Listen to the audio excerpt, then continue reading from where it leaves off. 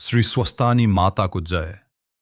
आज हामी श्री स्वस्तानी व्रत कथाको प्रथम अध्याय सुरु गर्न गइरहेका छौं। यो कथा सुन्नुभन्दा अगाडि सबै भक्तजनहरूले कमेन्टमा हर हर महादेव लेख्नु र भिडियोलाई शेयर गरी लाइक पनि गर्नु। प्रथम अध्याय प्रारम्भ। पूर्वकालमा समस्त मुनिहरूमा सबै प्रकारले ख्याति प्राप्त गरेका अगस्त्य मुनि आफ्नै आश्रममा तपमा लिन्थे। एक दिन मयूरमा चढेर स्कन्द कुमार त्यहाँ पधार्नुभयो। अगस्त्य मुनिले देखेर र सम्मान साथ आसनमा बसाली स्वागत सत्कार गरिसकेपछि नम्र बाणीले सोधे, हे कुमार, यो संसार कसरी सृष्टि भयो? यस विषयमा जान्न इच्छा भएको छ। माथि कृपा गरी आज्ञा भए आफूलाई धन्य सम्झने थिए अगस्त्यको प्रश्न सुनेर। कुमारजी भन्नुहुन्छ, हे मुने, तिमी एक चित्त भई म तिमीलाई सृष्टिको क्रम सुनाउँछु। सृष्टि प्रारम्भ हुँदा पहिले परब्रह्म परमात्माको इच्छा स्वयं स्फुरन हुनासाथ त्यही इच्छाले प्रेरित समस्त गुणले युक्त ब्रह्मा, विष्णु र शिव प्रकट भए। तिनका शक्ति स्वरूप त्रिगुणले युक्त माया वा प्रकृति उत्पन्न भइन्। ती त्रिगुणात्मिका मायालाई जित्न, वासमा पार्न अत्यन्त कठिन छ।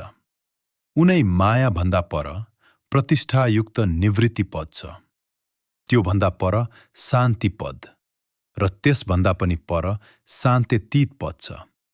त्यसपछि विद्या पद छ र विद्या भन्दा पनि पर निवृत्ति पद छ।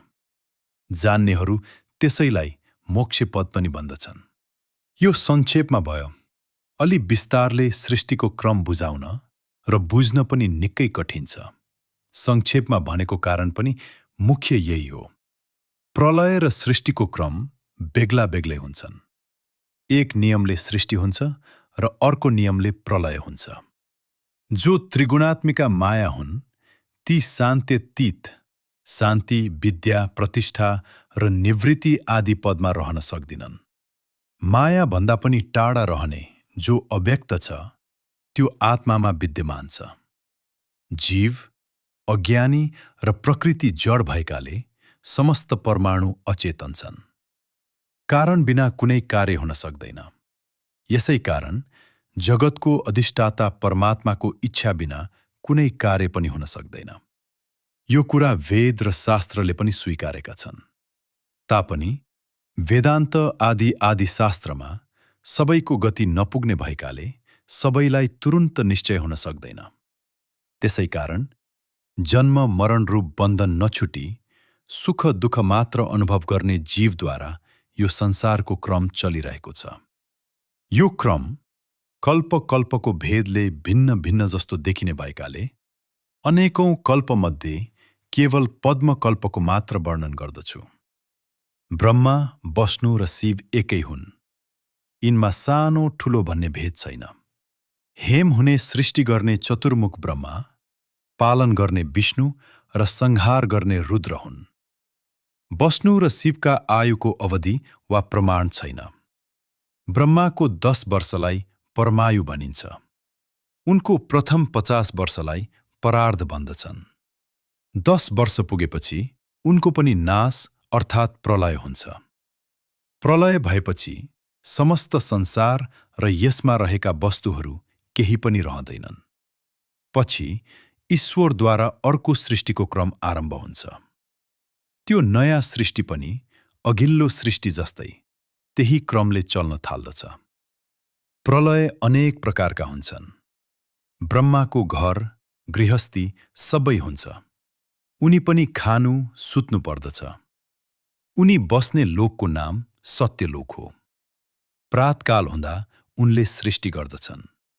उनको एक दिनमा सत्य, त्रेता, द्वापर र कली चारै युग 72 पटक घुमिसक्छन्। रात परेपछि प्रलय हुन्छ। यसै क्रमले जब ब्रह्माको 10 वर्ष पुरा हुन्छ तब महाप्रलय हुन्छ।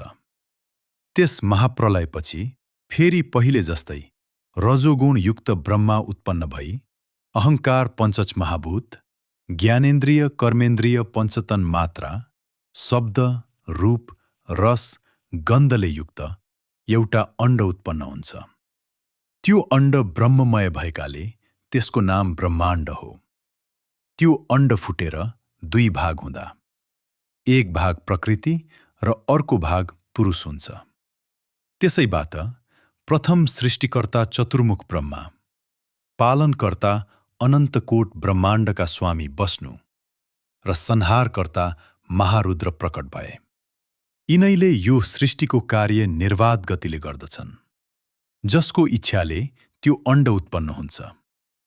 त्यही परब्रह्म परमात्मालाई त्रिगुण गुणातीत चतुर्भुह, अनादि आदि अजन्मा, हिरण्यगर्भ प्रजापति आदि नामले सम्बोधन गरिन्छ।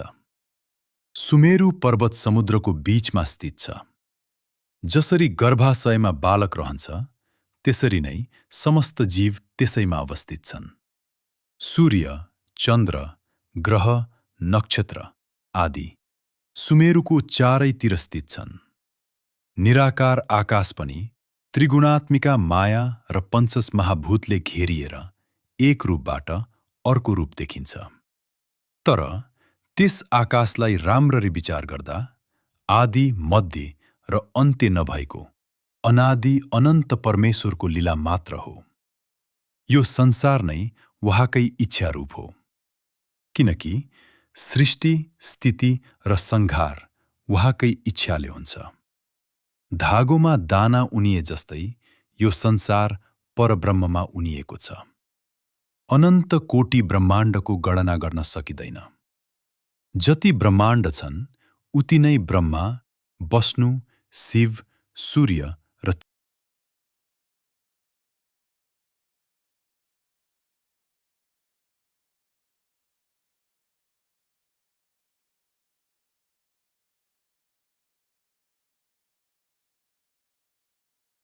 निशेष जाड्या पहा, काय वाचा, मनसेंद्रियर्वा बुद्ध्यात्म नावा प्रकृती स्वभावात करोम, यद्यत सकलम परस्मै नारायणायति समर्पयतत।